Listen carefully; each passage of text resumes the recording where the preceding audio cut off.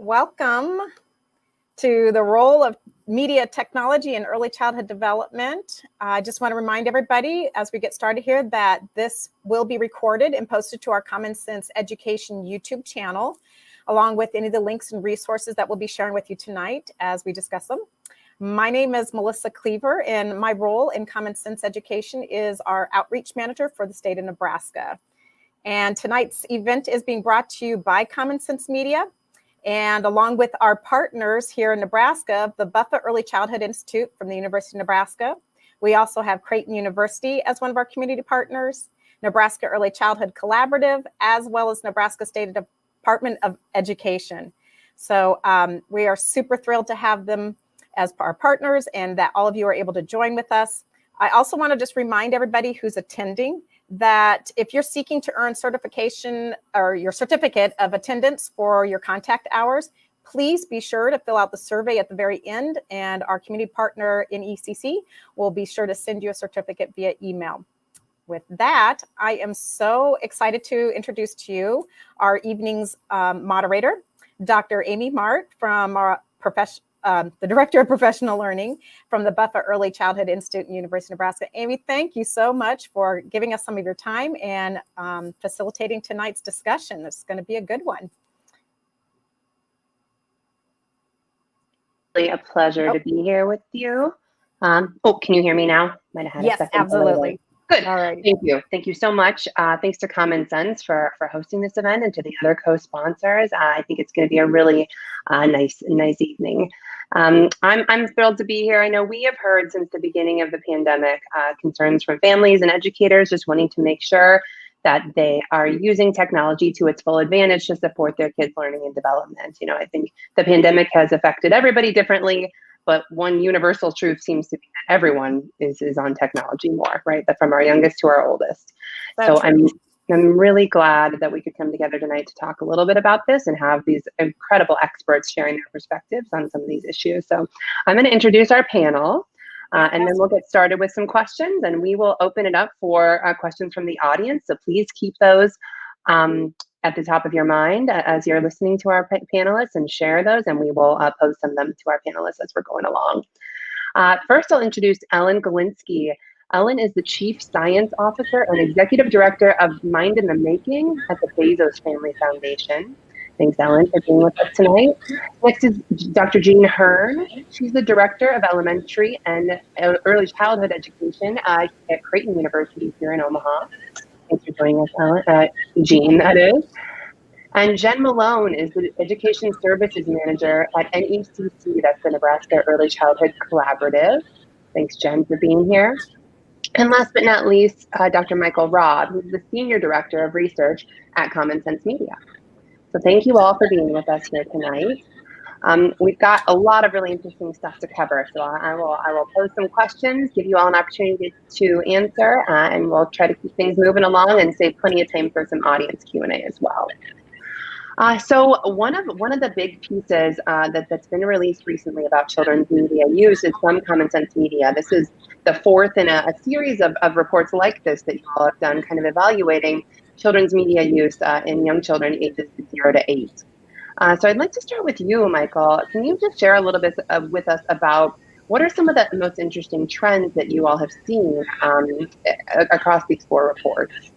Sure. And just to give a little bit of context, this particular report actually launched way back in 2011 with our kind of first ever look at the media habits of kids from birth to age 8.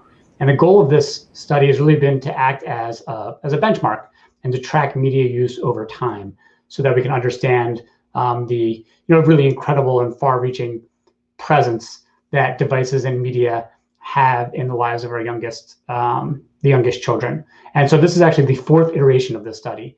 We did it in 2011, 2013, 2017, and now in 2020. And obviously this one came in the midst of some pretty unprecedented times. We happened to collect this data right before the coronavirus pandemic really shut everything down. So it serves as kind of a snapshot of what children's media lives look like right on the precipice of this change. And what I want to communicate is kind of 4 main trends that we saw in the data this year, obviously there's a ton of data to pull from, but overall, kids between the ages of 0 to 8 are using screen media for roughly 2.5 hours per day. But that's not really the interesting part to me. It's when you really look at what's happening with that viewing. So what is happening with most of that viewing is that 73% of that time is spent on TV and video viewing. So most of the screen time the kids have is watching videos. And of that video viewing, for the first time since we began this series of reports, online video is dominating kids' screen time. So the youngest kids are spending about 39 minutes a day watching online videos on platforms like YouTube primarily. And that's up from 19 minutes in 2017. So it's more than doubled. And we think the growth in mobile access devices driving this increase, as nearly half of 2 to 4-year-olds and more than 2/3 of 5 to 8-year-olds have their own mobile device, either tablet or smartphone, usually tablet. That growth in the use of mobile media device, especially among lower income families, as well as Black families and Hispanic and Latinx families, is also impacting a gap that we observe in screen time by race, ethnicity, and income, and that's grown substantially since 2017. So children in lower income homes are spending nearly 2 hours more with screens than children from higher income homes in a typical day. And we also see that difference among Black and Hispanic and Latinx families as compared to white families. So that's another trend that we're seeing. Another trend that we've observed is that the efforts to close the digital divide in home computer and high-speed internet access have really stalled out. More than a quarter of lower income families still lack internet access, and more than a third of lower income children do not have a computer in the home. And when you think about how critical that is for remote learning during a year like this, you see that the effects of that digital divide can be pretty devastating. One other interesting thing that we've seen in the data is that there are lots of differences in terms of how people perceive the value of media. And of particular note, we see especially that, lots of families perceive educational benefits for their kids from screen time, but Black families in particular really believe in the educational value of media much more so than white families, and really are more likely to say that the media that your child uses helps their learning a lot. So we're seeing that in the data as well. And so those are some of the highlights amongst lots of highlights of this data. Thanks, Mike. That's really helpful. So with that in mind, so this is pre-pandemic. We saw that there's this upward trajectory, a really dramatic trend uptick in kids' media consumption, mostly in the form of videos. What's this mean for kids' learning and development? And more specifically, I think Ellen can speak to us a little bit about the impact of this on executive functioning and why that matters. Well, let's start with what executive functioning is. Executive function is the capacity that we have to pull together our social, our emotional, and our cognitive capacities to achieve goals. So it is, people have called it the orchestra leader of the brain or the air traffic controller of the brain. What this does is pull together planning, thinking, reflection, problem solving, so many capacities that we need to address the harder issues. And the reason that people have cared about executive function is because studies show that it is as important, if not more important, than IQ in predicting life success. In fact, one study found that executive function skills of children when they were young was more important than their IQ or their socioeconomic background in their being healthy and or wealthier by the time they were 32. So executive functions are really important. Mike, I don't know whether you want to talk a little bit about the research review that Common Sense Media did looking at executive function skills and media use. Yeah, we conducted a literature review to look at the relationships between children's media use and the development of their executive functioning skill. And it's really important now, especially given how important digital media are and how necessary they are in young children's lives at this moment. in terms of what we found, digital media does not exist in a vacuum. And what I mean by that is that those, the people that children are with when they experience digital media are key, right? The people are key. And that can shape the extent to which digital media experiences are ultimately going to be beneficial to children's executive functioning development. So it's a mistake to think of it as just as, how much YouTube are they watching, or what are they watching on YouTube, but like also what is the relationship of the parent to that experience? Are they watching it together? Is a parent talking to them or asking them about what they're watching? Because we think that can really have, done the right way, can really be beneficial to children's executive functioning development. And conversely, things like frequent disruptions that digital media might encourage, like if a parent is getting interrupted by their phone a lot while they're interacting with their kid, that interruption in interpersonal relationships might be a threat to sensitive and reliable caregiving, and that might be detrimental to kids' executive functioning development. So that's one part. I think another key element when thinking about the role of media is thinking about not just about screen time, but understanding that not all digital media content is created equally. So, really focusing on using high quality educational content to foster the important executive functioning skills, and, being aware that developmentally inappropriate content, stuff that's not right for kids at a particular age, that has been linked to poor executive functioning development. We don't know enough from the research to say that, watching something that's inappropriate causes poor executive functioning development, or whether kids who already have poor executive functioning development are watching worse shows. But it's something definitely to keep in the back of your mind when you're thinking about what kinds of media experiences your kid should have. And so those are a couple of things that we looked at in that report. Yeah, thanks, Michael. I wonder, anything you would add to that, Ellen? Say that that researchers have created games using media to promote executive function skills. Yeah.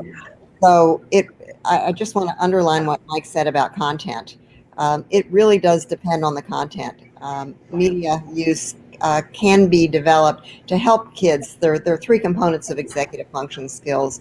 One is working memory. Do you remember things so that you can use that information? Another is thinking flexibly so you can respond to changing circumstances. And another is not going on automatic, but using self-control to do what you need to do to solve a problem. And those kinds of things can be promoted through games, as researchers have found, or not. But overall, the research on younger children has shown that one of the things that really isn't particularly good is media multitasking. That if you're trying to do two things at once, you're not necessarily really focused on either one of them, or you're focused on one to the detriment of the other, and that's where problems come in. So then it really it depends. I think that's the overall message with younger children. Yeah, that's one of the things I really appreciate about this review. It really gets into all the nuance, right? It's not just our screen is good or bad for kids' development. There's a lot of it depends in there, right? One thing I thought was interesting is to your point about games that can develop executive functioning skills, or all types of educational games, that there are sometimes some issues with transferring those skills to real life. So yeah, it's skills that children acquire while playing an educational game. For example, it may be, especially for younger children, difficult for them to translate those skills into real life. So that's something to keep in mind as well. Jen and Jean, I wonder how you're seeing this play out in practice, with educators and families in the community. What the impact of children's media use on their development. Either of you want to speak to that? I think Jean might still be muted. No, I'm Jean, I'll let you start, and then I can jump in. Excellent. So we were caught, I guess, with our pants down when all this happened, because we're training teachers to teach. Yeah. And we always have known that technology is an up and coming thing and important, and we need to pay attention to that. But at that point, we had not realized that it would be the thing, the only thing. And so that was a bit of a surprise, and something that we are now really working to train our teachers to do, because it wasn't something before. So I would say, in training my teachers and in talking to other people, that I like to use the word, it shouldn't be instead of it. Not instead. Media has a place. We definitely need it, but it is critical that we don't replace some of the really important things that that a child needs in their development, which come through interactions and communication. And I think that it is, parents now are, they've become teachers. They're not only caregivers, they're teachers, they're friends, playmates. They are online policemen, in that they're having to watch what their children do. So I think it is sometimes hard to not use that digital media as a safety net for them, or some time for them. So so I think we need to really be cautious of that. And I see that as a problem for now. Jen, you have thoughts on that?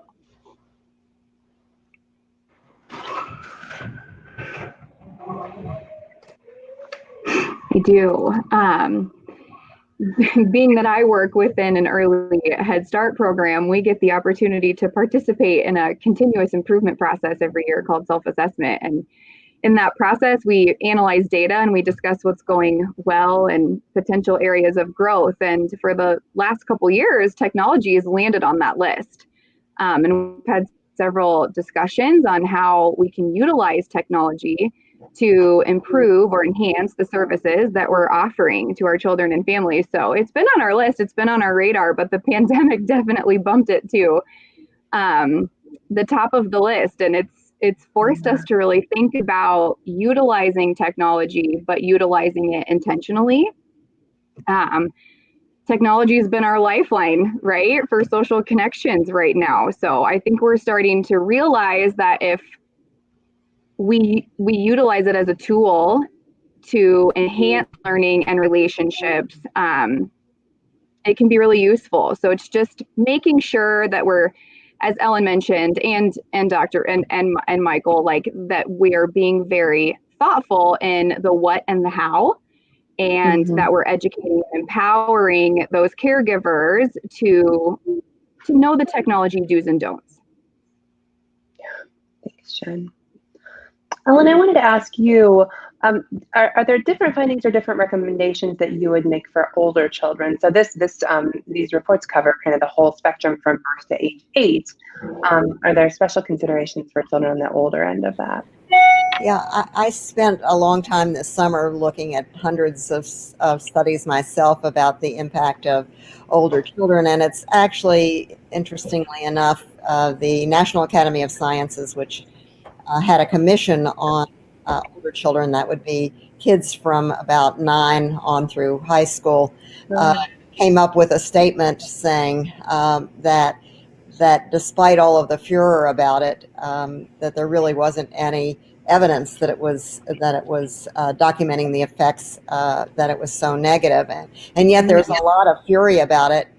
In fact, if you talk to teachers, they say they're distracted or that they learn differently, and so research has begun to pull that apart. And what it finds comes down to it depends. Again, it keeps coming back to it depends. Do they have better social skills, or is it taking it away? No, not necessarily. Again, it depends on how they're using it. They compared kids who went to a summer camp that was media free versus one that wasn't, and the kids who had been away from it for a couple of weeks got better at reading cues and clues. On the other hand, a generation raised on social media was no better at it than kids who hadn't necessarily been raised on social media. What about using social media a lot in terms of being lonely or depressed. And Ethan Kroos in his research found that it depends on whether you use it actively or passively. If you just scroll over everyone's beautiful pictures, then you passively use it, you might feel more depressed, but if you use it actively, not necessarily. What about depressed people? Does it cause depression? So they looked at, in one study that Ethan Kroos, the University of Michigan did, looked at people who were depressed and found that they shared on social media and they got a lot of sympathy, but they didn't necessarily feel that they were getting a lot of sympathy, which is not unlike depression. So again, it comes down to a lot of smoke, but the evidence is, in one study, it found that it was no more beneficial or harmful than eating potatoes every day. A sample of 335,000 kids in putting together a number of different studies. I think I just wanted to conclude by saying I think that the reason that there's smoke, one of the things that is hard for us as parents is that we worry if our kids, and the word that gets used is addicted. Mike and I have talked about how it really isn't an addiction, but it's hard to get them off, as we who are parents or grandparents know. Yes. I think that, I mean, honestly, I think that it's a real opportunity for us to use to teach kids self-control, rather than just taking it away and setting up an hour when they can do it or 2 hours when they can do it or not. Work with your kids on the rules and help them learn to manage a delayed gratification or self-control. Help them set the rules and use that as a learning experience. That would be a gift. I think that's such a great point. Yeah, it is. It's an opportunity to learn some of those self-regulation skills, and those can be scaffolded for kids from the time that they're very young. So I think that's a great point, Ellen. Thanks for sharing that. And the distinction you made between active and passive engagement with media, I think, is such an important one.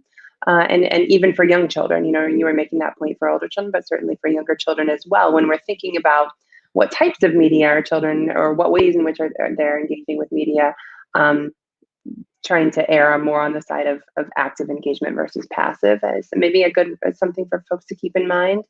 But as Mike mentioned, in the report, we saw that the vast majority of children's digital media use is watching videos, right? That is the pervasive way in which young children are engaging with media. Did you want to say something or add to that, Mike? Active versus passive distinction. Sorry, regarding the active versus passive distinction, I think it's tricky, and I think it's sometimes misunderstood. People often think that TV and videos are passive, that you're just watching, so it's passive.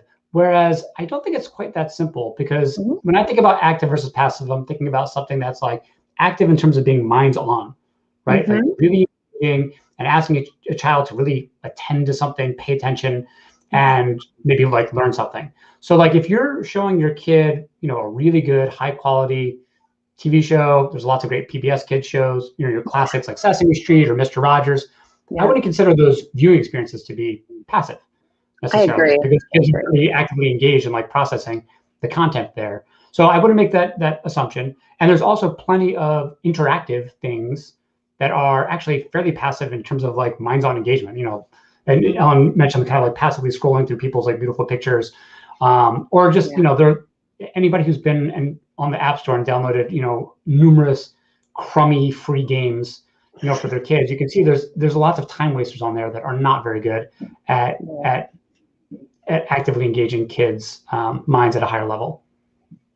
That's really helpful. It's really more of a continuum than a dichotomy of active and passive. And videos are not in and of themselves passive. I think of one of my kids' favorite shows, Daniel Tiger, right? Daniel Tiger is talking to you as an audience member and asking you to engage with him in his adventures and asking you questions. It's very interactive. Yeah, absolutely. I appreciate you adding that nuance, Michael. So given what we know about the kinds of media children are consuming, a lot of it is videos, and a lot of those videos they're accessing on YouTube, a very popular platform. And so another really excellent report that Common Sense Media has recently put out kind of digs into what kids are seeing when they're on YouTube. Do you want to share some of those findings with us, Michael? Sure. Yeah. So this was a really interesting study. So I told you we did this other study of kids 0 to 8, and we sampled 1,400 kids in that survey. Of those kids, we asked that sample, do you want to participate in a second study? And almost 200 kids said, or 200 parents of young kids said yes. And to do that, they copied the last 10 YouTube video links that their child had watched and sent it to us. And we coded those videos. So we got, 1,600 videos, God knows how many hours that we had to go through, and very carefully code, what was in those videos, what kinds of violent content, sexual content, commercial content, bad language, the same kinds of stuff that we already are looking at when we evaluate media at Common Sense Media. Yeah.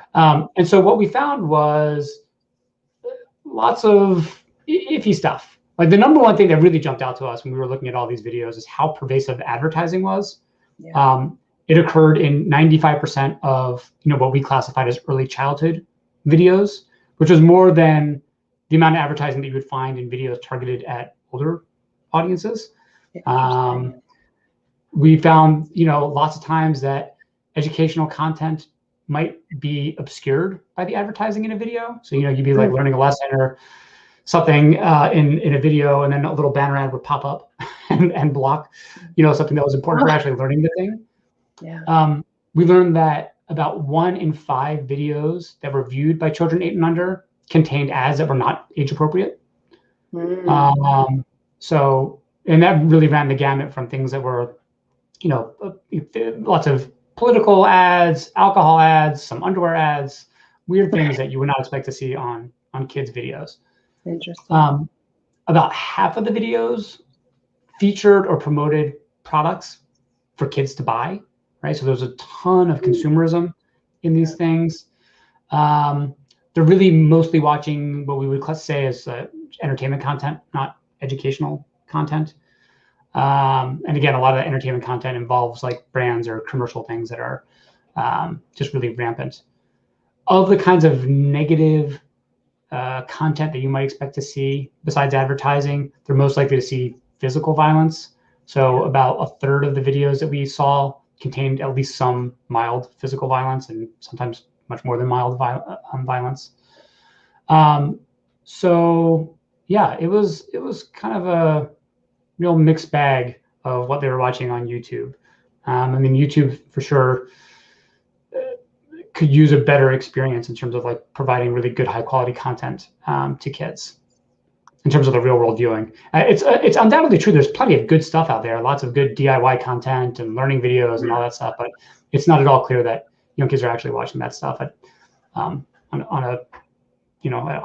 a big population level. Yeah, such an important and interesting study. Thank you for sharing some of that with us. Jean or Jen, do you have a sense of if and how YouTube is being used for educational purposes? How are educators making good decisions about how to apply it, and how are they finding it useful or problematic? Either one.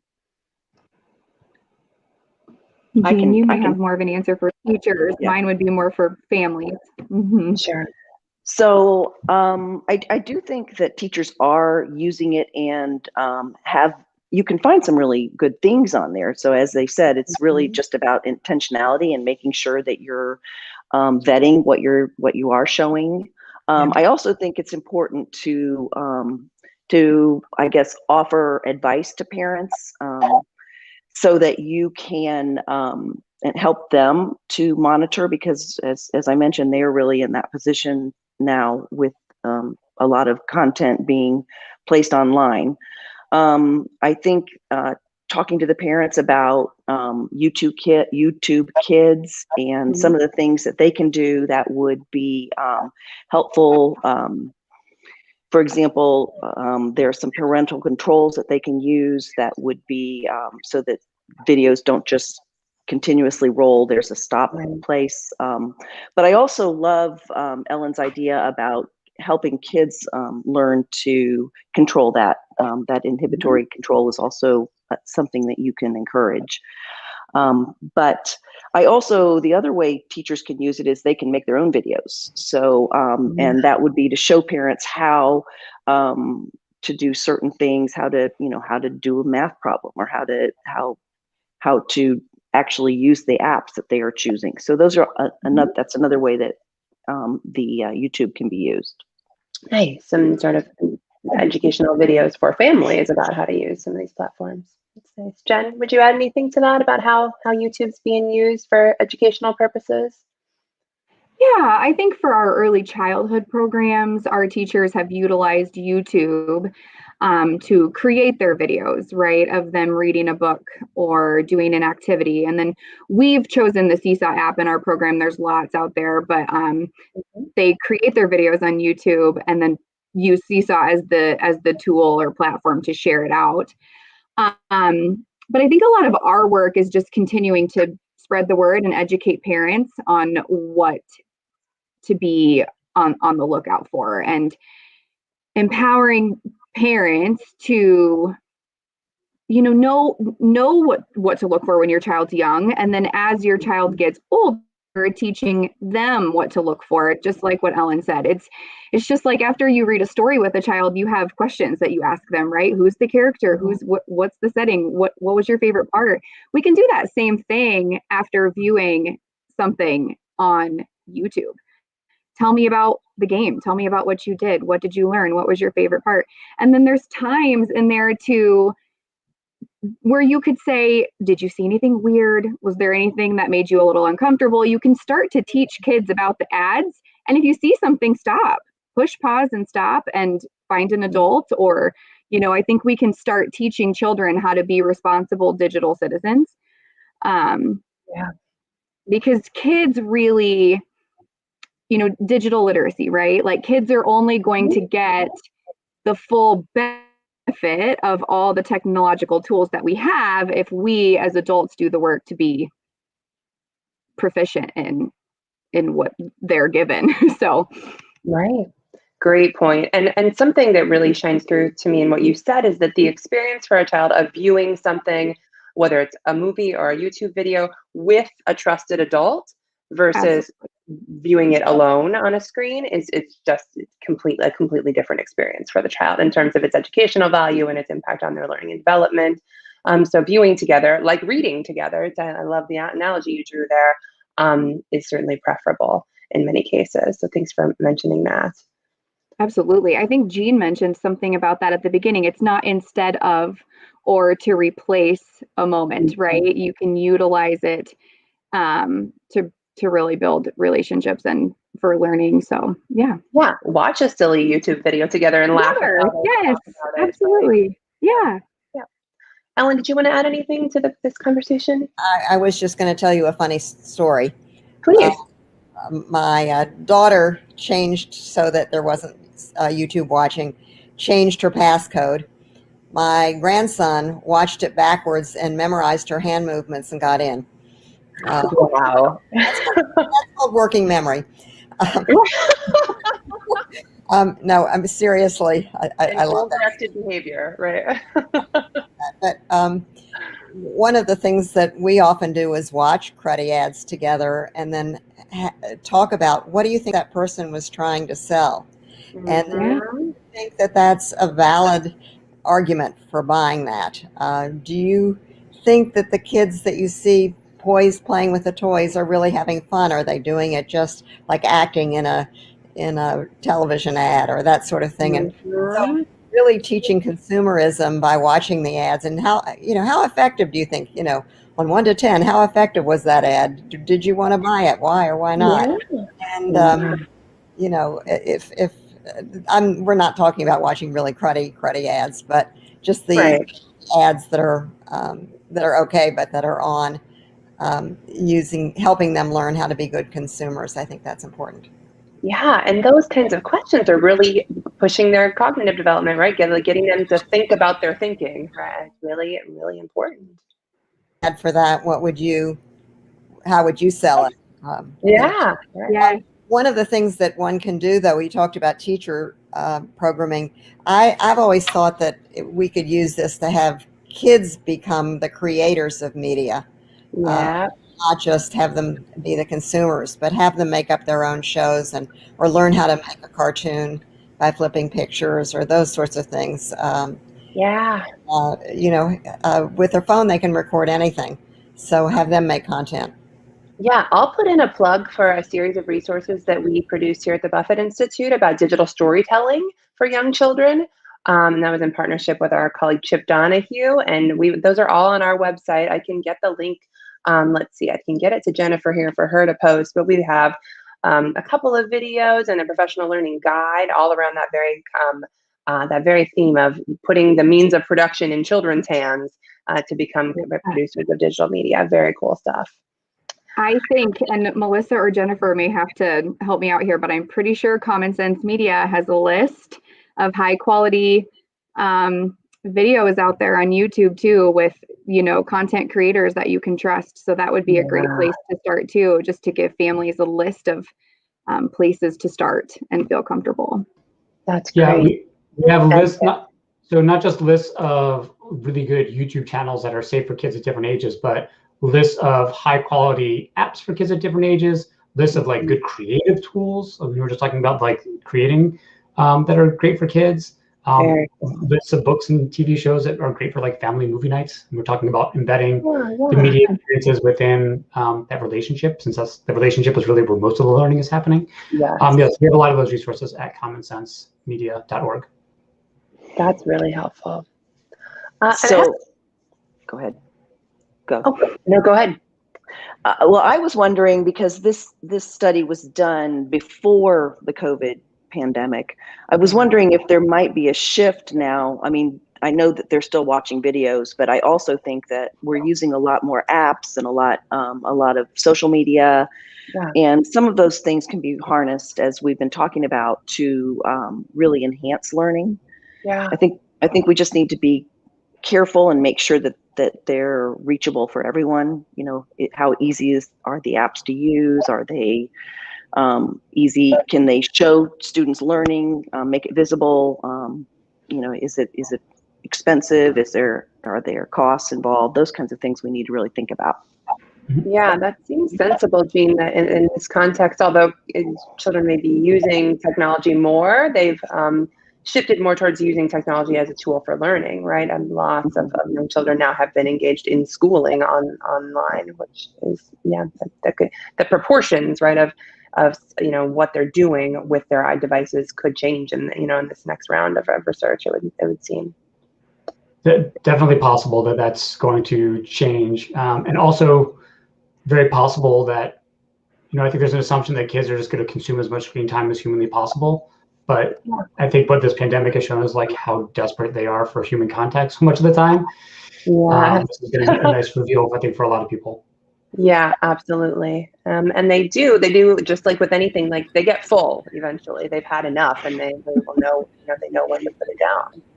The Wheaton Institute did a study of older kids and media use during the pandemic and found that it had actually gone down. The families are spending a little bit more time together, playing games together. This was a nationally representative study. It wasn't what they expected. And they could compare it to 2 years before, 2018. So it was an interesting study. That's really interesting. Yeah. There's a question that's come in from the audience chat that I think I'd love to hear your thoughts on, or recommendations about digital literacy curricula. I think that there's a lot out there for K-12, but are there curricula or teaching resources to help younger children, 3 to 5 year olds, become better digital citizens and better, consumers of digital media?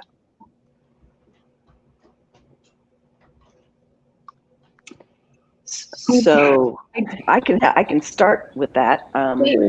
I know that the Common Sense Media actually has some really good resources. There was some links to the things that we had access to. So that's one of the resources that we can use. And then I think that I was looking at my notes here.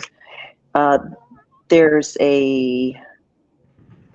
I apologize, family online digital parenting sites that you can do that actually help give you resources to help parents walk through some of the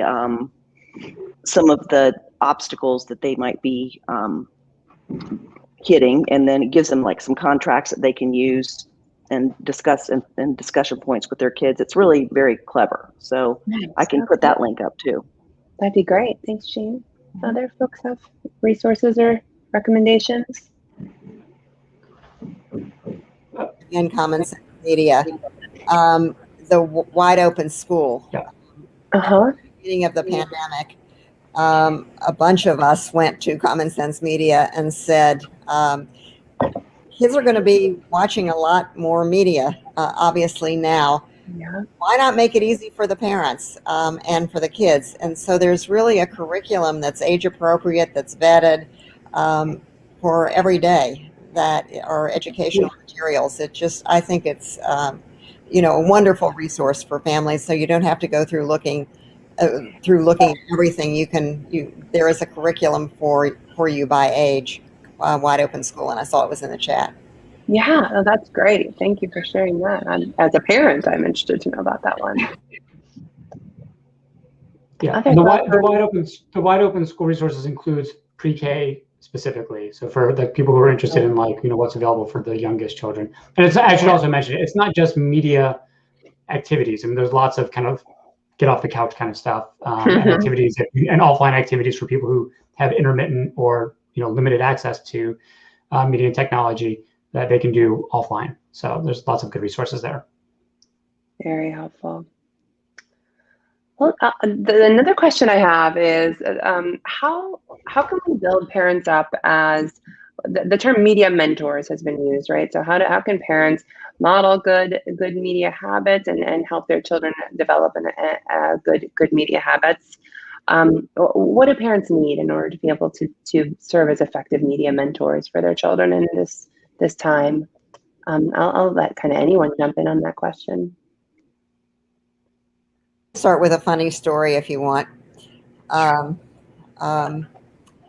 We have family meetings when things aren't working well, and the family meeting was on how much our 7-year-old was using the iPhone, and he was muttering under his breath, and so we asked him to speak out, and he said it's not fair, just like a normal 7-8-year-old would, and it wasn't.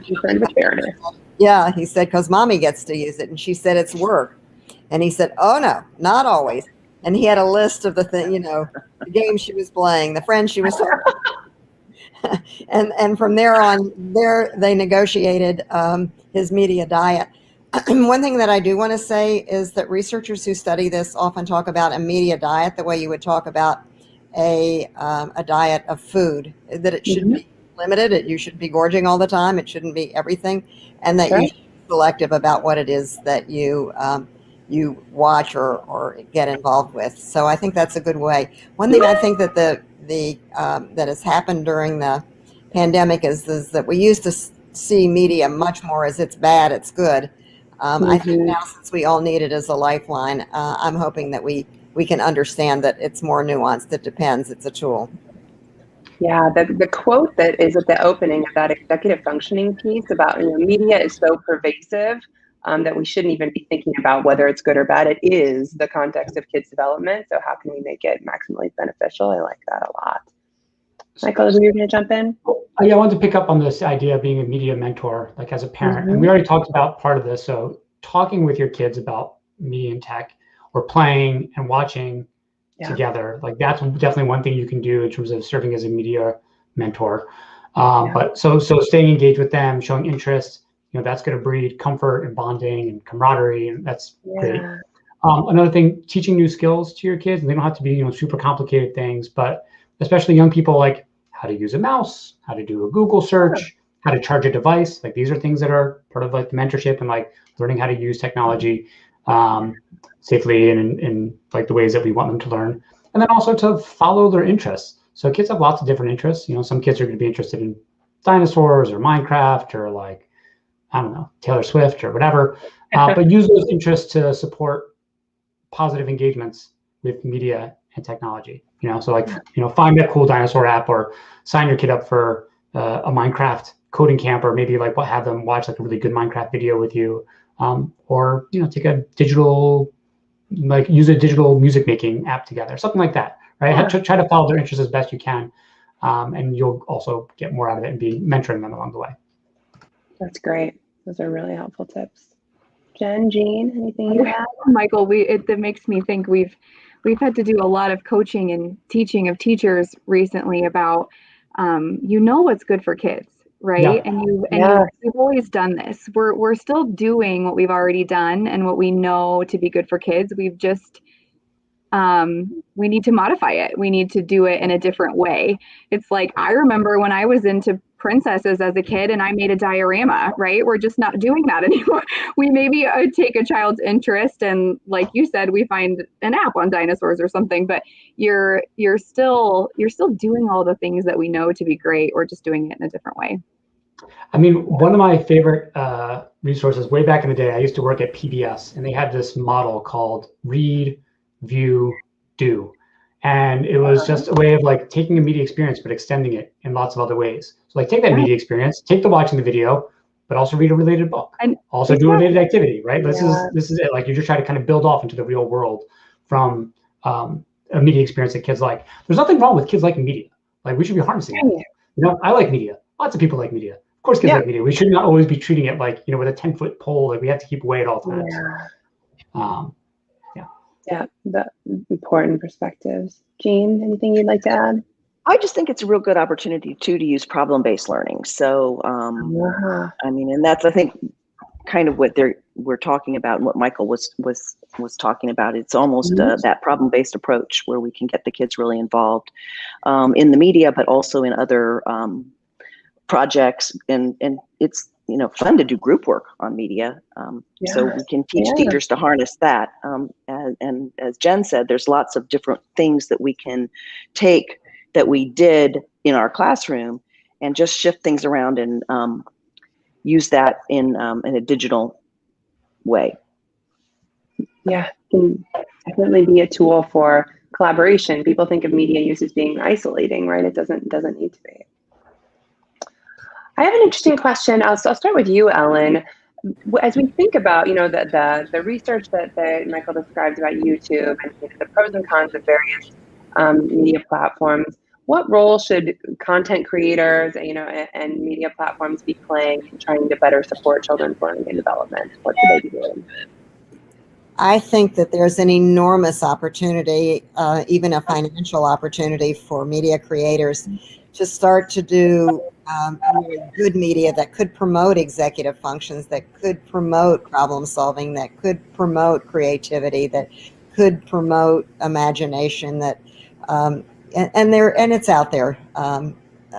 There's some awfully good things, which I think we've all gotten to know during the pandemic, but there's just so much more opportunity out there to make media exciting, which is, the Minecrafts, those sorts of things that the kids love, but make it exciting, but make it constructive. Create your own world. What would be the rules of that world? Those sorts of things. And I've seen researchers make some games that were really fun and that really did show pre-post that they had improved kids' skills. So I would hope that media creators would see this as an opportunity to do good and do well themselves. That's great. Anybody else have thoughts about that?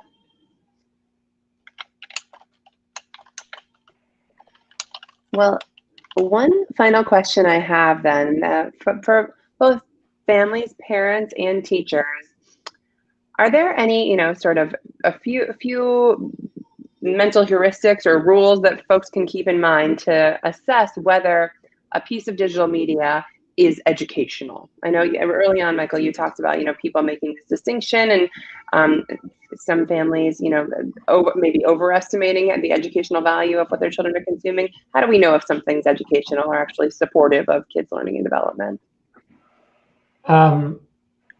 There's not a hard and fast way. There's stuff that certainly looks educational that's not very educational. And stuff that you might not think is educational is actually quite educational. But I think you want to look to see if your child is engaged, And does there seem to be a learning goal as part of the screen experience? Sure. Is there interactivity that seems important for the learning, or does it seem like it's unrelated to the learning? So you want interactivity that's like not just bells and whistles, but like it's directly tied to what they are trying to learn. Sure. Does it look like your child is really thinking about and participating in the content? Or are they so familiar with something that they are just kind of on autopilot? Right? That would help to say it's educational. Here's an important one. If it's meaningful to them, right? Does this content reflect your kids' everyday life, right? In a way that you might be able to branch off to, or that it's like supporting their interests. And then one last thing in terms of like supporting education is that so much education is social. So thinking about whether the media experiences that they're having are encouraging children to talk to or respond within the game, or talk to or respond to other people outside of the game or the TV show. So like, if you find something that's encouraging you to play with your child, like that's going to be great, So those are some things to look for in terms of like finding, a better quality educational piece of media. I love the way you presented that, because it's really about observing your child and how your child is engaging and interacting with the media, rather than trying to make an assessment of the media itself, right? It's really observing how your child's engaging with it. Appreciate that. I have something to add, which is look at the kinds of skills the media is portraying. Can your child focus on it? Does it help the child learn the perspectives of other people, which is a critical skill in learning? Are they able to think critically? Does it promote problem solving or thinking critically? Does it show taking on challenges? Those sorts of things. And then what are the values in it as well? Always a moral in the story. What's the moral in the story? Are these the kind of character values that you have in your own life? And then finally, I'd say engage your child. After a certain time, what do you think is this educational, and why do you think so? Make your case. I remember, again, when my daughter was a little girl, she loved the program Family Feud, and I remember storming in saying, "Wow, what are you watching?" And she says, "I want to understand how people typically think." And I said, "Okay, you win." That's a really good answer. That's a good argument. Yeah. You can come up with answers like that. So discussions in our family all the time, like, is it educational? Why? What's educational? What are you learning? Is this a good thing to learn? And I think you'll turn it into a learning activity, even if the media itself is such very nice media. Any other things you would recommend that families consider when assessing, if something's educational, Jean or Jen?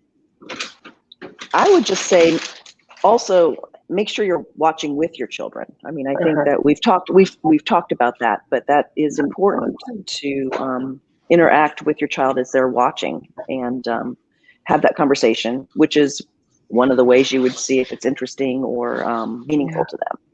Yeah. Whatever it is, it's going to be more educational if you're doing it together and interacting about and sharing it together. Jen, any last words? No, Michael had great ideas. And to add to Jean, I agree too. You really, if you can co-view, it's really just a great thing to do that co-viewing with your child, and engage in the middle and at the end and everything. But I personally, as a mom too, do a lot of previewing. So if she's interested in something, she kind of has to ask, like, "Mommy, I would like to download this app," and like you said, Ellen, make your case, tell me why. And then Mommy will watch it and we'll make a decision together. So I think there's some some validity in that too, of just doing some previewing as well. Absolutely. If I can just add one last thing to jump onto that, which is that it's co-viewing and co-playing is wonderful. It's not always possible, and parents have busy lives. We have things to do, and you don't always want to watch every episode of Daniel Tiger. But who doesn't? I don't. It's a good show. It's a good show. But if you can't, that's okay, because one of the things that you learn very quickly is kids really like to talk about media, the media that they're watching. So like at dinner time or later on, if you want to like talk about it, ask them what they watch, what they learn, what they like about it. Like it is a perfect conversation for the car ride or. A great point. We have car conversations and she'll throw out a vocabulary word and I'll say, where did you learn that? And she'll say, said whatever, and Bubble Guppies or Daniel Tiger or whatever it is. And I thought, oh my, okay, let's talk about that. Yeah. So preview, co-view, or debrief after the podcast. Yes. Yeah. Well, this has been really great, you all. I've learned a lot from you, and I'm sure that our viewers have as well. I appreciate you taking your time tonight. I'm going to pass it back to Melissa to wrap us up for the evening. All right. Thank you so much, everybody. This was amazing. So many gems of inestimable value here. I can't wait to go back and watch this again. So that's just a little plug and reminder that this is recorded and will be living on our Common Sense Education YouTube channel. So if you're like me, want to go back and review some of these really great tips and great conversation. Super big thank you to our panelists, Dr. Ellen Galinsky, Dr. Michael Robb, Dr. Jean Hearn, and Jennifer Malone. And a big thank you to Dr. Amy Herm, our moderator for the evening.